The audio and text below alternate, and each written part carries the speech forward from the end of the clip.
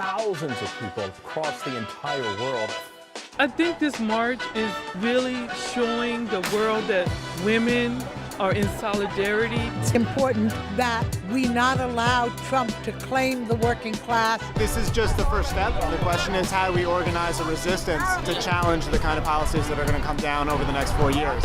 Help address this chronic issue. If you want high-quality health care for your family and for your community members, it's imperative that we all go and talk to our representatives on the local and on the national level. People now are starting to understand that their vote counts, their voice counts, and that it's really important to get out there and vote, speak up, show up. I mean, we were able to stop the dismantling of the Health Care Act. That is not standing with the working class of this country.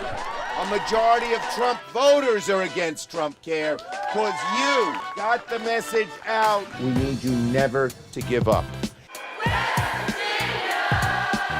Democrat to Republican, I don't care what's behind your name, but I do care about you fulfilling promises. I'm a voting constituent. I vote in every election. My polling people know me. It's one thing to stand here and say you support us. It's another thing to vote someone into office that supports us.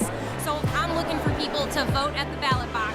We all took 2 days off so that we could teach the entire state of Colorado that our funding is at a crisis level. The most important thing is that we get our neighbors, coworkers, students, parents to vote in this next election. The only time that things change is when people stand up and do something about it. You have to vote. Students, what do you see?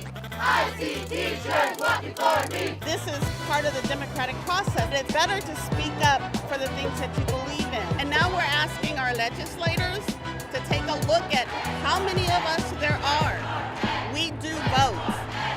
As a board member, please explain how you will fund those things that I do believe. I'm hoping to see candidates who are in full support of public education. Election Day featured on the ballot a controversial proposal. If you have a constitutional convention, achievements that unions have built up will be taken away. That's why the United Federation of Teachers is urging members to vote no, and so are many other unions.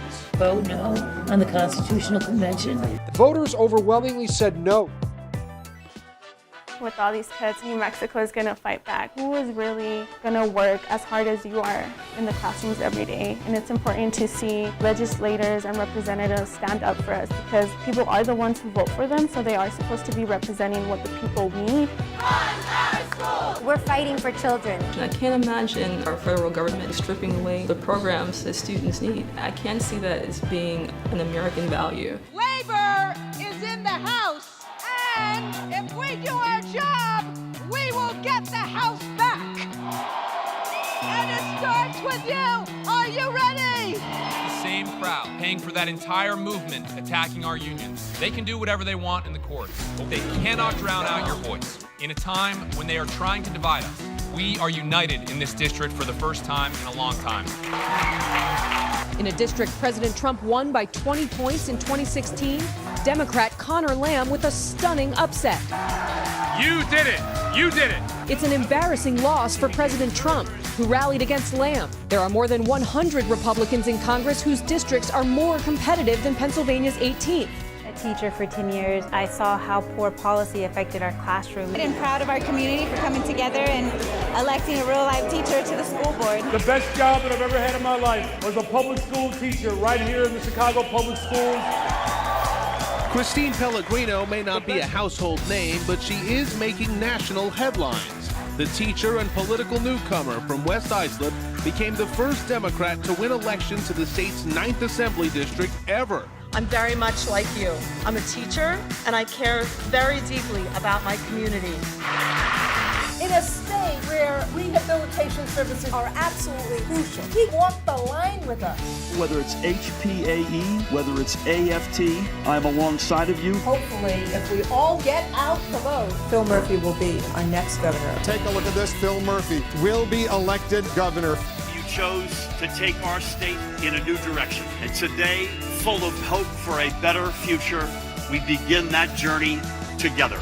We're ready to lead the fight, but we can't do it by ourselves. Are you ready to fight with us? That's what we need. Ralph Northam's wife is a teacher, so he understands what educators go through.